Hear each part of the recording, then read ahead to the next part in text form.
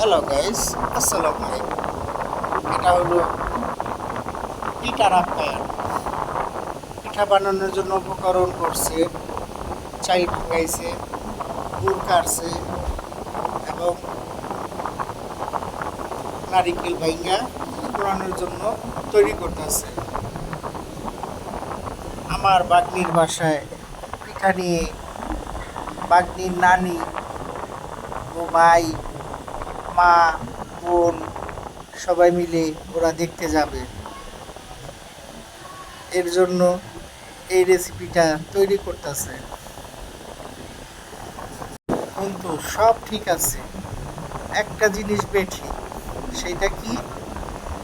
আমি চাইল ভাঙ্গানো ও নারিকেল কোরানো, কাটানো সবই করতে পারছি। সময়ের কারণে আমি পিঠার কোনো ভিডিও করতে পারি নাই। আমি খুব দুঃখিত।